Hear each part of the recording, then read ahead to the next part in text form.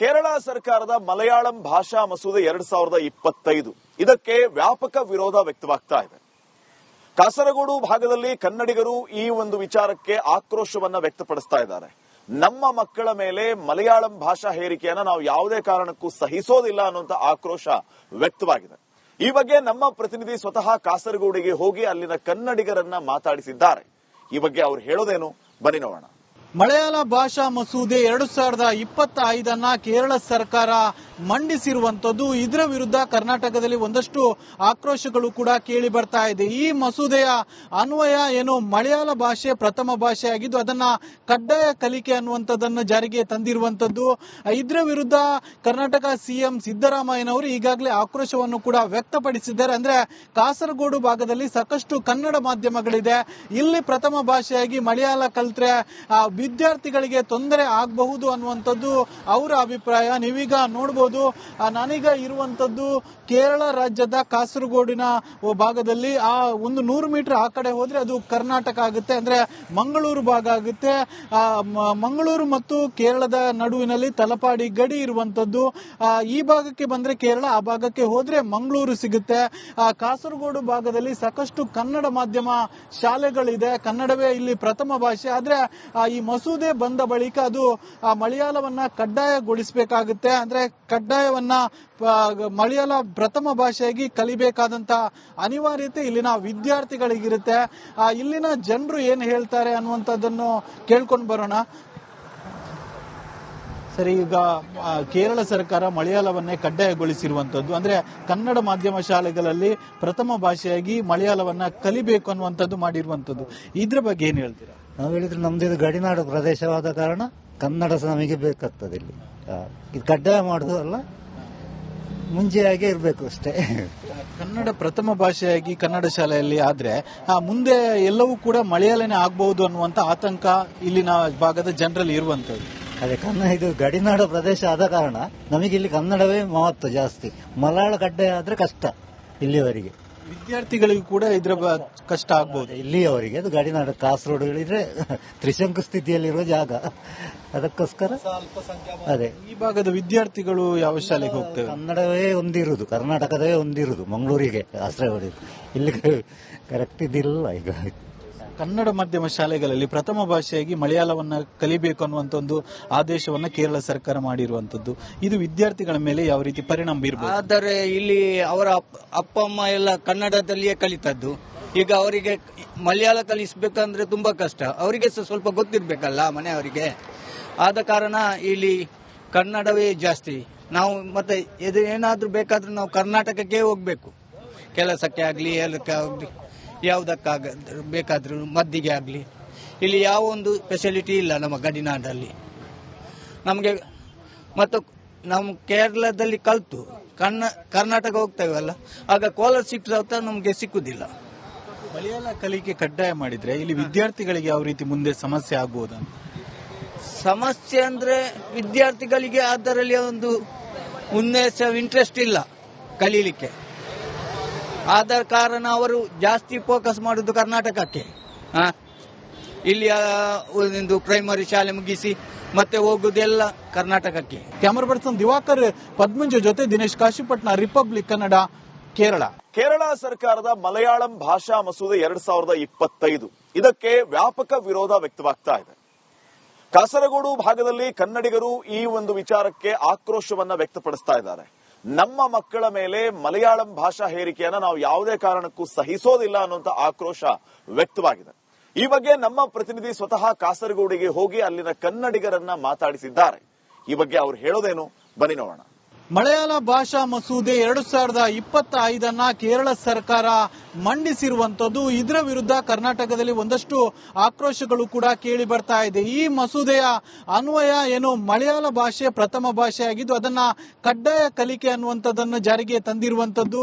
ಇದರ ವಿರುದ್ಧ ಕರ್ನಾಟಕ ಸಿಎಂ ಸಿದ್ದರಾಮಯ್ಯನವರು ಈಗಾಗಲೇ ಆಕ್ರೋಶವನ್ನು ಕೂಡ ವ್ಯಕ್ತಪಡಿಸಿದ್ದಾರೆ. ಅಂದ್ರೆ ಕಾಸರಗೋಡು ಭಾಗದಲ್ಲಿ ಸಾಕಷ್ಟು ಕನ್ನಡ ಮಾಧ್ಯಮಗಳಿದೆ.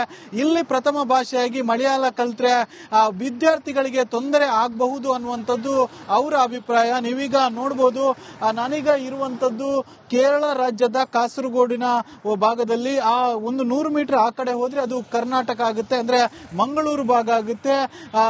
ಮಂಗಳೂರು ಮತ್ತು ಕೇರಳದ ನಡುವಿನಲ್ಲಿ ತಲಪಾಡಿ ಗಡಿ ಇರುವಂತದ್ದು. ಈ ಭಾಗಕ್ಕೆ ಬಂದ್ರೆ ಕೇರಳ, ಆ ಭಾಗಕ್ಕೆ ಹೋದ್ರೆ ಮಂಗಳೂರು ಸಿಗುತ್ತೆ.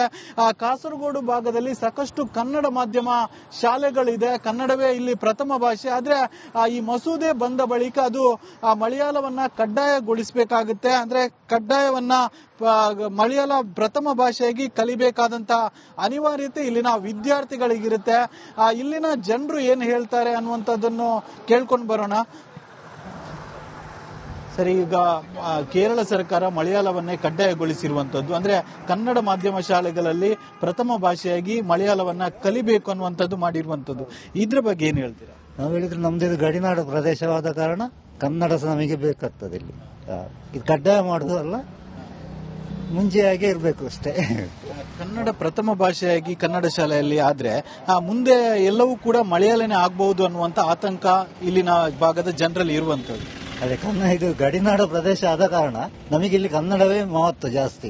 ಮಲಯಾಳ ಕಡ್ಡಾಯ ಆದ್ರೆ ಕಷ್ಟ ಇಲ್ಲಿಯವರಿಗೆ. ವಿದ್ಯಾರ್ಥಿಗಳಿಗೂ ಕೂಡ ಇದರ ಕಷ್ಟ ಆಗಬಹುದು. ಇಲ್ಲಿಯವರಿಗೆ ಅದು ಗಡಿನಾಡು ಕಾಸರಗೋಡುಗಳಿದ್ರೆ ತ್ರಿಶಂಕು ಸ್ಥಿತಿಯಲ್ಲಿರುವ ಜಾಗ, ಅದಕ್ಕೋಸ್ಕರ ಅದೇ ಈ ಭಾಗದ ವಿದ್ಯಾರ್ಥಿಗಳು ಯಾವ ಶಾಲೆಗೆ ಹೋಗ್ತೇವೆ? ಕನ್ನಡವೇ ಒಂದಿರುವುದು, ಕರ್ನಾಟಕದವೇ ಒಂದಿರುವುದು, ಮಂಗಳೂರಿಗೆ ಕಾಸರಗೋಡು. ಇಲ್ಲಿ ಕರೆಕ್ಟ್ ಇದಿಲ್ಲ. ಈಗ ಕನ್ನಡ ಮಾಧ್ಯಮ ಶಾಲೆಗಳಲ್ಲಿ ಪ್ರಥಮ ಭಾಷೆಯಾಗಿ ಮಲಯಾಳವನ್ನ ಕಲಿಬೇಕು ಅನ್ನುವಂತ ಒಂದು ಆದೇಶವನ್ನ ಕೇರಳ ಸರ್ಕಾರ ಮಾಡಿರುವಂತದ್ದು. ಇದು ವಿದ್ಯಾರ್ಥಿಗಳ ಮೇಲೆ ಯಾವ ರೀತಿ ಪರಿಣಾಮ ಬೀರಬಹುದು? ಆದರೆ ಇಲ್ಲಿ ಅವರ ಅಪ್ಪ ಅಮ್ಮ ಎಲ್ಲ ಕನ್ನಡದಲ್ಲಿಯೇ ಕಲಿತದ್ದು. ಈಗ ಅವರಿಗೆ ಮಲಯಾಳ ಕಲಿಸಬೇಕಂದ್ರೆ ತುಂಬಾ ಕಷ್ಟ. ಅವರಿಗೆ ಸ್ವಲ್ಪ ಗೊತ್ತಿರ್ಬೇಕಲ್ಲ ಮನೆಯವರಿಗೆ. ಆದ ಕಾರಣ ಇಲ್ಲಿ ಕನ್ನಡವೇ ಜಾಸ್ತಿ. ನಾವು ಮತ್ತೆ ಇದು ಏನಾದ್ರೂ ಬೇಕಾದ್ರೂ ನಾವು ಕರ್ನಾಟಕಕ್ಕೆ ಹೋಗ್ಬೇಕು, ಕೆಲಸಕ್ಕೆ ಆಗ್ಲಿ, ಎಲ್ಲಕ್ಕೆ ಆಗ್ಲಿ, ಯಾವುದಕ್ಕಾಗ ಬೇಕಾದ್ರೂ ಮದ್ದಿಗೆ ಆಗಲಿ. ಇಲ್ಲಿ ಯಾವ ಒಂದು ಫೆಸಿಲಿಟಿ ಇಲ್ಲ ನಮ್ಮ ಗಡಿನಾಡಲ್ಲಿ ನಮಗೆ. ಮತ್ತು ನಾವು ಕೇರಳದಲ್ಲಿ ಕಲಿತು ಕರ್ನಾಟಕ ಹೋಗ್ತೇವಲ್ಲ, ಆಗ ಸ್ಕಾಲರ್ಶಿಪ್ ಸಹ ನಮಗೆ ಸಿಕ್ಕುದಿಲ್ಲ. ಮಲಯಾಳ ಕಲಿಕೆ ಕಡ್ಡಾಯ ಮಾಡಿದ್ರೆ ಇಲ್ಲಿ ವಿದ್ಯಾರ್ಥಿಗಳಿಗೆ ಯಾವ ರೀತಿ ಮುಂದೆ ಸಮಸ್ಯೆ ಆಗಬಹುದಂತ? ಸಮಸ್ಯೆ ಅಂದ್ರೆ ವಿದ್ಯಾರ್ಥಿಗಳಿಗೆ ಅದರಲ್ಲಿ ಒಂದು ಇಂಟ್ರೆಸ್ಟ್ ಇಲ್ಲ ಕಲೀಲಿಕ್ಕೆ. ಆದ ಕಾರಣ ಅವರು ಜಾಸ್ತಿ ಫೋಕಸ್ ಮಾಡುದು ಕರ್ನಾಟಕಕ್ಕೆ. ಇಲ್ಲಿ ಒಂದು ಪ್ರೈಮರಿ ಶಾಲೆ ಮುಗಿಸಿ ಮತ್ತೆ ಹೋಗುದೆಲ್ಲ ಕರ್ನಾಟಕಕ್ಕೆ. ಕ್ಯಾಮರಾ ಪರ್ಸನ್ ದಿವಾಕರ್ ಪದ್ಮಂಜ ಜೊತೆ ದಿನೇಶ್ ಕಾಶಿಪಟ್ನ, ರಿಪಬ್ಲಿಕ್ ಕನ್ನಡ, ಕೇರಳ. ಕೇರಳ ಸರ್ಕಾರದ ಮಲಯಾಳಂ ಭಾಷಾ ಮಸೂದೆ 2025 ಇದಕ್ಕೆ ವ್ಯಾಪಕ ವಿರೋಧ ವ್ಯಕ್ತವಾಗ್ತಾ ಇದೆ.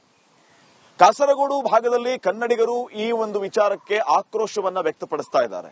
ನಮ್ಮ ಮಕ್ಕಳ ಮೇಲೆ ಮಲಯಾಳಂ ಭಾಷಾ ಹೇರಿಕೆಯನ್ನ ನಾವು ಯಾವುದೇ ಕಾರಣಕ್ಕೂ ಸಹಿಸೋದಿಲ್ಲ ಅನ್ನುವಂತ ಆಕ್ರೋಶ ವ್ಯಕ್ತವಾಗಿದೆ. ಈ ಬಗ್ಗೆ ನಮ್ಮ ಪ್ರತಿನಿಧಿ ಸ್ವತಃ ಕಾಸರಗೋಡಿಗೆ ಹೋಗಿ ಅಲ್ಲಿನ ಕನ್ನಡಿಗರನ್ನ ಮಾತಾಡಿಸಿದ್ದಾರೆ. ಈ ಬಗ್ಗೆ ಅವ್ರು ಹೇಳೋದೇನು, ಬನ್ನಿ ನೋಡೋಣ. ಮಲಯಾಳ ಭಾಷಾ ಮಸೂದೆ 2025 ಕೇರಳ ಸರ್ಕಾರ ಮಂಡಿಸಿರುವಂತದ್ದು. ಇದರ ವಿರುದ್ಧ ಕರ್ನಾಟಕದಲ್ಲಿ ಒಂದಷ್ಟು ಆಕ್ರೋಶಗಳು ಕೂಡ ಕೇಳಿ ಬರ್ತಾ ಇದೆ. ಈ ಮಸೂದೆಯ ಅನ್ವಯ ಏನು ಮಲಯಾಳ ಭಾಷೆ ಪ್ರಥಮ ಭಾಷೆಯಾಗಿದ್ದು ಅದನ್ನ ಕಡ್ಡಾಯ ಕಲಿಕೆ ಅನ್ನುವಂಥದ್ದನ್ನು ಜಾರಿಗೆ ತಂದಿರುವಂತದ್ದು. ಇದರ ವಿರುದ್ಧ ಕರ್ನಾಟಕ ಸಿಎಂ ಸಿದ್ದರಾಮಯ್ಯನವರು ಈಗಾಗಲೇ ಆಕ್ರೋಶವನ್ನು ಕೂಡ ವ್ಯಕ್ತಪಡಿಸಿದ್ದಾರೆ. ಅಂದ್ರೆ ಕಾಸರಗೋಡು ಭಾಗದಲ್ಲಿ ಸಾಕಷ್ಟು ಕನ್ನಡ ಮಾಧ್ಯಮಗಳಿದೆ. ಇಲ್ಲಿ ಪ್ರಥಮ ಭಾಷೆಯಾಗಿ ಮಲಯಾಳ ಕಲಿತ್ರೆ ವಿದ್ಯಾರ್ಥಿಗಳಿಗೆ ತೊಂದರೆ ಆಗಬಹುದು ಅನ್ನುವಂಥದ್ದು ಅವರ ಅಭಿಪ್ರಾಯ. ನೀವೀಗ ನೋಡಬಹುದು, ನಾನೀಗ ಇರುವಂತದ್ದು ಕೇರಳ ರಾಜ್ಯದ ಕಾಸರಗೋಡಿನ ಭಾಗದಲ್ಲಿ. ಆ ಒಂದು 100 ಮೀಟರ್ ಆ ಕಡೆ ಹೋದ್ರೆ ಅದು ಕರ್ನಾಟಕ ಆಗುತ್ತೆ, ಅಂದ್ರೆ ಮಂಗಳೂರು ಭಾಗ ಆಗುತ್ತೆ. ಮಂಗಳೂರು ಮತ್ತು ಕೇರಳದ ನಡುವಿನಲ್ಲಿ ತಲಪಾಡಿ ಗಡಿ ಇರುವಂತದ್ದು. ಈ ಭಾಗಕ್ಕೆ ಬಂದ್ರೆ ಕೇರಳ, ಆ ಭಾಗಕ್ಕೆ ಹೋದ್ರೆ ಮಂಗಳೂರು ಸಿಗುತ್ತೆ. ಕಾಸರಗೋಡು ಭಾಗದಲ್ಲಿ ಸಾಕಷ್ಟು ಕನ್ನಡ ಮಾಧ್ಯಮ ಶಾಲೆಗಳಿದೆ. ಕನ್ನಡವೇ ಇಲ್ಲಿ ಪ್ರಥಮ ಭಾಷೆ. ಆದ್ರೆ ಈ ಮಸೂದೆ ಬಂದ ಬಳಿಕ ಅದು ಮಲಯಾಳವನ್ನ ಕಡ್ಡಾಯಗೊಳಿಸಬೇಕಾಗುತ್ತೆ. ಅಂದ್ರೆ ಕಡ್ಡಾಯವನ್ನ ಮಲಯಾಳ ಪ್ರಥಮ ಭಾಷೆಯಾಗಿ ಕಲಿಬೇಕಾದಂತ ಅನಿವಾರ್ಯತೆ ಇಲ್ಲಿನ ವಿದ್ಯಾರ್ಥಿಗಳಿಗಿರುತ್ತೆ. ಇಲ್ಲಿನ ಜನರು ಏನ್ ಹೇಳ್ತಾರೆ ಅನ್ನುವಂಥದ್ದನ್ನು ಕೇಳ್ಕೊಂಡು ಬರೋಣ. ಸರಿ, ಈಗ ಕೇರಳ ಸರ್ಕಾರ ಮಲಯಾಳವನ್ನೇ ಕಡ್ಡಾಯಗೊಳಿಸಿರುವಂತದ್ದು, ಅಂದ್ರೆ ಕನ್ನಡ ಮಾಧ್ಯಮ ಶಾಲೆಗಳಲ್ಲಿ ಪ್ರಥಮ ಭಾಷೆಯಾಗಿ ಮಲಯಾಳವನ್ನ ಕಲಿಬೇಕು ಅನ್ನುವಂಥದ್ದು ಮಾಡಿರುವಂತದ್ದು. ಇದ್ರ ಬಗ್ಗೆ ಏನ್ ಹೇಳ್ತೀರಾ? ನಾವು ಹೇಳಿದ್ರೆ ನಮ್ದು ಗಡಿನಾಡು ಪ್ರದೇಶವಾದ ಕಾರಣ ಕನ್ನಡ ನಮಗೆ ಬೇಕಾಗ್ತದೆ ಇಲ್ಲಿ. ಇದು ಕಡ್ಡಾಯ ಮಾಡುದು ಅಲ್ಲ, ಮುಂಚೆ ಹಾಗೆ ಇರಬೇಕು ಅಷ್ಟೇ. ಕನ್ನಡ ಪ್ರಥಮ ಭಾಷೆಯಾಗಿ ಕನ್ನಡ ಶಾಲೆಯಲ್ಲಿ ಆದ್ರೆ ಮುಂದೆ ಎಲ್ಲವೂ ಕೂಡ ಮಲಯಾಳನೇ ಆಗಬಹುದು ಅನ್ನುವಂತ ಆತಂಕ ಇಲ್ಲಿನ ಭಾಗದ ಜನರಲ್ಲಿ ಇರುವಂತದ್ದು. ಅದೇ ಇದು ಗಡಿನಾಡು ಪ್ರದೇಶ ಆದ ಕಾರಣ ನಮಗೆ ಇಲ್ಲಿ ಕನ್ನಡವೇ ಮಹತ್ವ ಜಾಸ್ತಿ. ಮಲಯಾಳ ಕಡ್ಡಾಯ ಆದ್ರೆ ಕಷ್ಟ ಇಲ್ಲಿಯವರೆಗೆ. ವಿದ್ಯಾರ್ಥಿಗಳಿಗೂ ಕೂಡ ಇದರ ಕಷ್ಟ ಆಗ್ಬಹುದು. ಇಲ್ಲಿಯವರೆಗೆ ಅದು ಗಡಿನಾಡು ಕಾಸರಗೋಡುಗಳಿದ್ರೆ ತ್ರಿಶಂಕು ಸ್ಥಿತಿಯಲ್ಲಿರುವ ಜಾಗ, ಅದಕ್ಕೋಸ್ಕರ ಅದೇ ಈ ಭಾಗದ ವಿದ್ಯಾರ್ಥಿಗಳು ಯಾವ ಶಾಲೆಗೆ ಹೋಗ್ತೇವೆ? ಕನ್ನಡವೇ ಹೊಂದಿರುವುದು, ಕರ್ನಾಟಕದವೇ ಹೊಂದಿರುವುದು ಮಂಗಳೂರಿಗೆ ಕಾಸರಗೋಡಿಗೆ. ಇಲ್ಲಿ ಕರೆಕ್ಟ್ ಇದಿಲ್ಲ. ಈಗ ಕನ್ನಡ ಮಾಧ್ಯಮ ಶಾಲೆಗಳಲ್ಲಿ ಪ್ರಥಮ ಭಾಷೆಯಾಗಿ ಮಲಯಾಳವನ್ನ ಕಲಿಬೇಕು ಅನ್ನುವಂತ ಒಂದು ಆದೇಶವನ್ನ ಕೇರಳ ಸರ್ಕಾರ ಮಾಡಿರುವಂತದ್ದು, ಇದು ವಿದ್ಯಾರ್ಥಿಗಳ ಮೇಲೆ ಯಾವ ರೀತಿ ಪರಿಣಾಮ ಬೀರಬಹುದು? ಆದರೆ ಇಲ್ಲಿ ಅವರ ಅಪ್ಪ ಅಮ್ಮ ಎಲ್ಲ ಕನ್ನಡದಲ್ಲಿಯೇ ಕಲಿತದ್ದು. ಈಗ ಅವರಿಗೆ ಮಲಯಾಳ ಕಲಿಸಬೇಕಂದ್ರೆ ತುಂಬಾ ಕಷ್ಟ. ಅವರಿಗೆ ಸ್ವಲ್ಪ ಗೊತ್ತಿರ್ಬೇಕಲ್ಲ ಮನೆಯವರಿಗೆ. ಆದ ಕಾರಣ ಇಲ್ಲಿ ಕನ್ನಡವೇ ಜಾಸ್ತಿ. ನಾವು ಮತ್ತೆ ಇದು ಏನಾದ್ರೂ ಬೇಕಾದ್ರೆ ನಾವು ಕರ್ನಾಟಕಕ್ಕೆ ಹೋಗ್ಬೇಕು, ಕೆಲಸಕ್ಕೆ ಆಗ್ಲಿ, ಎಲ್ಲಕ್ಕೆ ಆಗ್ಲಿ, ಯಾವುದಕ್ಕಾಗ ಬೇಕಾದ್ರೂ ಮದ್ದಿಗೆ ಆಗಲಿ. ಇಲ್ಲಿ ಯಾವ ಒಂದು ಫೆಸಿಲಿಟಿ ಇಲ್ಲ ನಮ್ಮ ಗಡಿನಾಡಲ್ಲಿ ನಮಗೆ. ಮತ್ತು ನಮ್ಮ ಕೇರಳದಲ್ಲಿ ಕಲಿತು ಕರ್ನಾಟಕ ಹೋಗ್ತೇವಲ್ಲ, ಆಗ ಸ್ಕಾಲರ್ಶಿಪ್ ಸಹ ನಮಗೆ ಸಿಕ್ಕುದಿಲ್ಲ.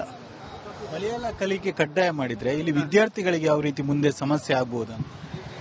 ಸಮಸ್ಯೆ ಅಂದ್ರೆ ವಿದ್ಯಾರ್ಥಿಗಳಿಗೆ ಅದರಲ್ಲಿ ಒಂದು ಇಂಟ್ರೆಸ್ಟ್ ಇಲ್ಲ ಕಲೀಲಿಕ್ಕೆ. ಆದ ಕಾರಣ ಅವರು ಜಾಸ್ತಿ ಫೋಕಸ್ ಮಾಡುದು ಕರ್ನಾಟಕಕ್ಕೆ. ಇಲ್ಲಿ ಒಂದು ಪ್ರೈಮರಿ ಶಾಲೆ ಮುಗಿಸಿ ಮತ್ತೆ ಹೋಗುದೆಲ್ಲ ಕರ್ನಾಟಕಕ್ಕೆ. ಕ್ಯಾಮರಾ ಪರ್ಸನ್ ದಿವಾಕರ್ ಪದ್ಮಂಜ ಜೊತೆ ದಿನೇಶ್ ಕಾಶಿಪಟ್ನ, ರಿಪಬ್ಲಿಕ್ ಕನ್ನಡ, ಕೇರಳ.